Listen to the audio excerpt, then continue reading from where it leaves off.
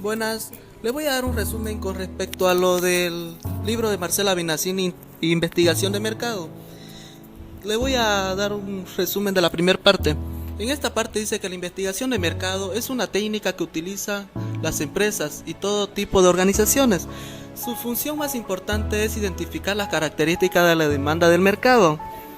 Es muy fundamental esta investigación por dos razones. La primera puede ser porque el tipo de cambio se hace muy deprisa y que hay que detectarla a tiempo para así responder con productos y servicios adecuados. La otra razón puede ser por la multiplicación de empresas, donde una empresa está obligada a presentar mejores productos. La investigación de mercado también es muy útil para determinar los objetivos y diseñar un plan de acción.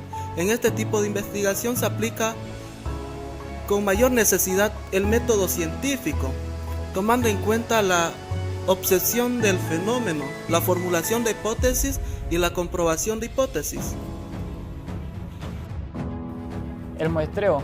El muestreo es la parte de la estadística que nos ayuda a minimizar el costo y el tiempo de una investigación de mercado mediante la selección de alguna de las partes de la población para ser entrevistada, en lugar de tener que aplicar los cuestionarios al total de la población.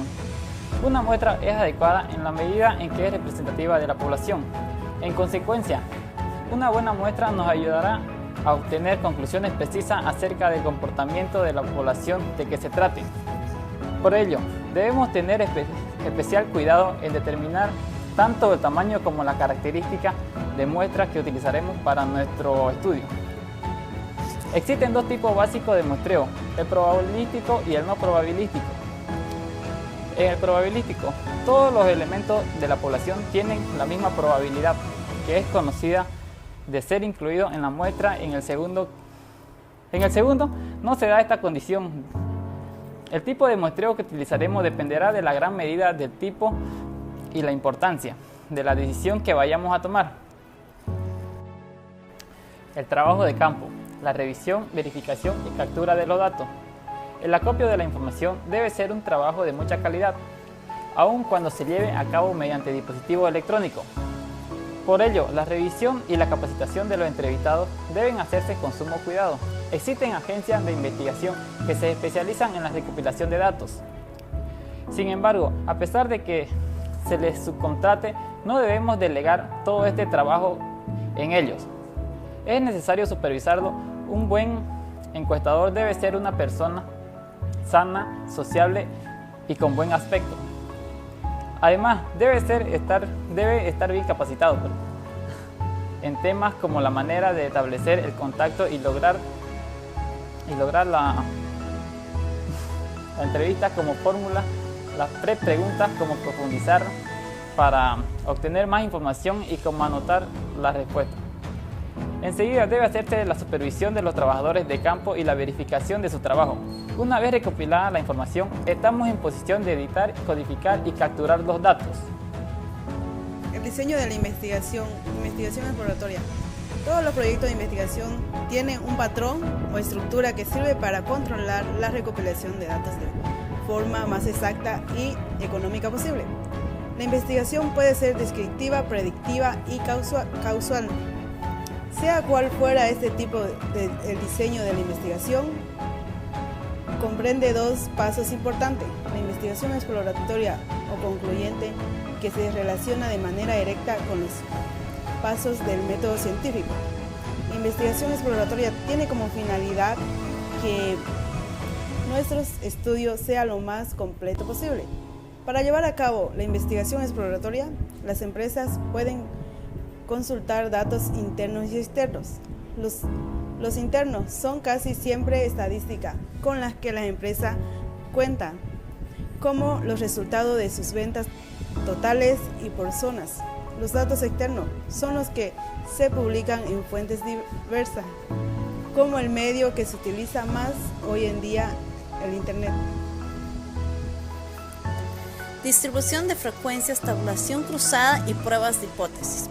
Una de las primeras formas de presentar la información para analizarla es la distribución de la frecuencia.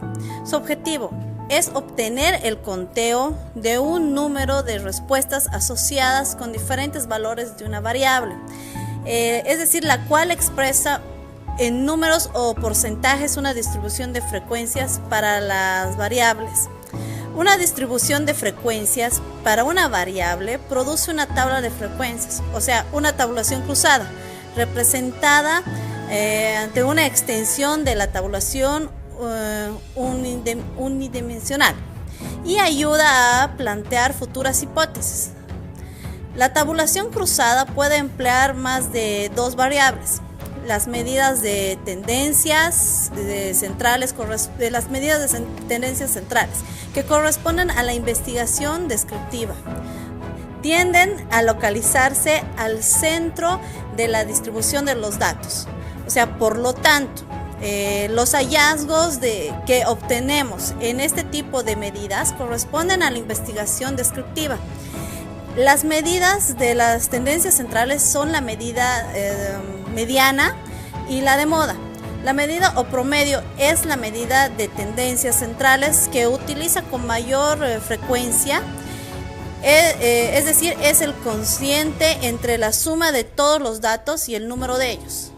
La mediana es el número de intermedio de un grupo de datos, es decir, la primera mitad de los números son inferiores a la mediana y a la segunda mitad de ellos tienen valor superior a la mediana. O sea, la moda es el valor que aparece con mayor frecuencia, entre otras palabras, también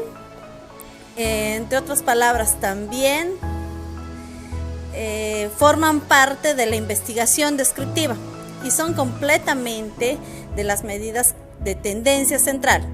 Este tipo de medidas nos dicen hasta qué punto de medidas de tendencia central son representativas como síntesis de la información. La varianza se define como la medida de las diferencias al cuadrado de la n puntuaciones con respecto a su medida aritmética. La desviación estándar o desviación típica es la medida de la dispersión de los valores respecto a la medida o valor promedio. La hipótesis es un intento de explicación o una respuesta provisional a un fenómeno, función que consiste en delimitar el problema que se va a investigar según algunos elementos, como el lugar, el tiempo, características de los sujetos. Entre otros, la hipótesis nula es aquella por la cual indicamos qué información obtenemos. Es a lo contrario a la hipótesis de trabajo, a la fórmula de la hipótesis nula. Además de los datos secundarios, por lo general necesitamos recurrir a otras técnicas complementarias para realizar una investigación exploratoria, las cuales pueden ser de tipo cualitativo o cuantitativo. Las técnicas más conocidas son la observación, las entrevistas a conocer, las entrevistas en profundidad, las secciones de grupo y las investigaciones antropológicas. Cuando usamos el método de la observación, evitamos que las personas mientan y ya que no nos damos cuenta de lo que sucede. En realidad, recordemos que una entrevista en profundidad es aquella que el entrevistador tiene como meta ahondar a la mente del entrevistado para descubrir sus verdaderos sentimientos, actitudes, motivos y emociones, para valerse de la asociación libre y de la ejemplificación de la conducta. Por último, cuando aplicamos la técnica de las asociaciones grupales, sometemos a la consideración de un grupo de participantes lo que deseamos evaluar. Su principal ventaja es la interacción que se obtiene para llegar a conclusiones más completas. Como última parte tenemos lo que es la redacción del reporte.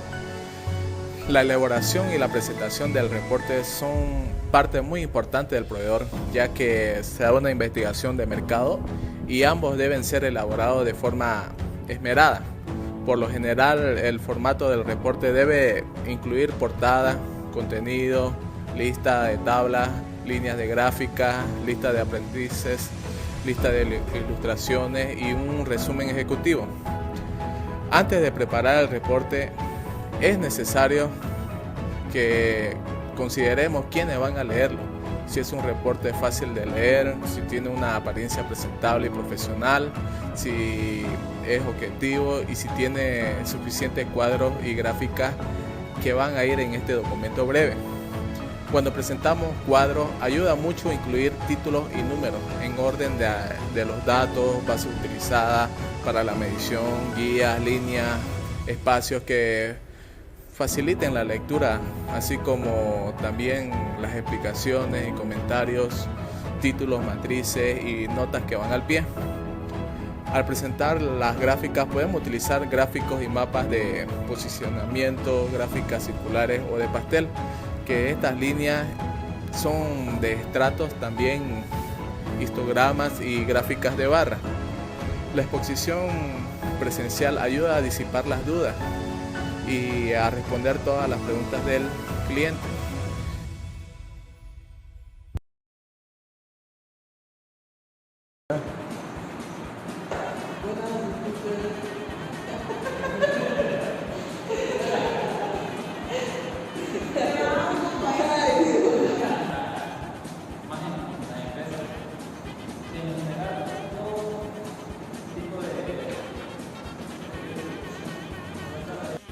Ya.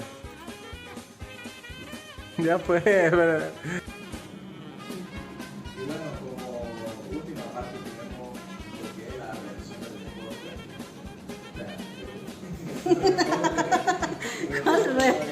Reporte, no deporte. ¿Cómo lo hago para qué?